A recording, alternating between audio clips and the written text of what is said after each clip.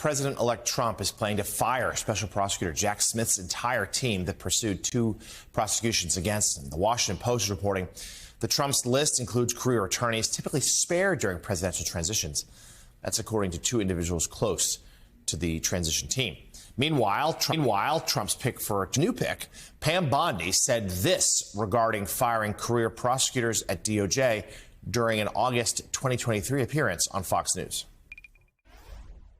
The Department of Justice, the prosecutors will be prosecuted, the bad ones. The investigators will be investigated because the deep state, last term for President Trump, they were hiding in the shadows, but now they have a spotlight on them.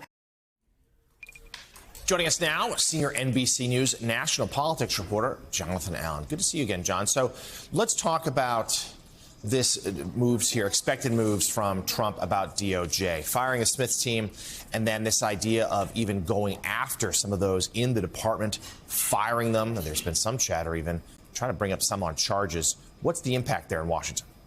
I think the big impact is that it has a huge chilling effect on the Department of Justice and its willingness to investigate certainly President Trump, but more importantly, to investigate anybody who might be affiliated with him.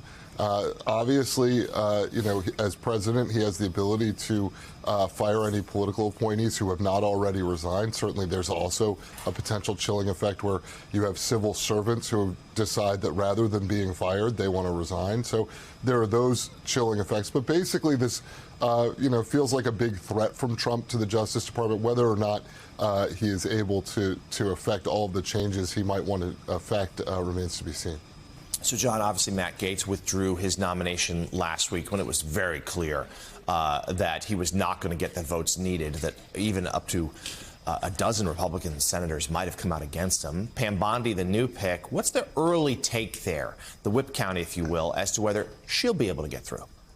I mean, she's largely an establishment Republican for her career. She just came out of a lobbying firm in Florida that's the same one that employed Susie Wiles, the chief of staff, incoming White House chief of staff, who has also, long been seen as sort of an establishment Republican, worked in the Reagan administration, worked for mayors of Jacksonville, Florida. So, Bondi is somebody who had these establishment credentials in Florida and in Republican politics, and over the last several years has tilted toward MAGA, toward Trump, tried to prove her loyalty. And as a result, somebody, I guess, will have to see how she conducts herself in the Justice Department, but I'd be shocked if she stands up to Trump in any significant way. Yeah, I think that's a fair bet, to be sure. John, let's bring you in a conversation I was having earlier in the show with Michael Schnell of The Hill. The idea that, now that Gaetz is withdrawn, Republican senators don't actually have to put their name to it, their opposition. They don't have to stand up against them, potentially saving their fire for another Trump pick. There's a belief that really they're only going to be able to defy him once or twice. What's your read here? Is it Pete Hegseth? Is it Tulsi Gabbard, Robert F. Kennedy Jr., or none of the above? Do we think Republicans are going to defy Trump? Yeah, I don't think it's limited. Matt Gaetz is a special case. None of those senators wanted to go back and defend the choice to vote for Matt Gaetz, and none of them wanted to have votes out there against Trump nominees. Both of those possibilities were very politically painful for them. And the reason, obviously, because of the allegations lodged against Gaetz that nobody wants to go home and defend that. I think it's possible that they do the same kind of thing with 1 or 2 more of these nominees. Gabbard seems to have upset some people in the Senate. You've got Hegseth, has had allegations against him.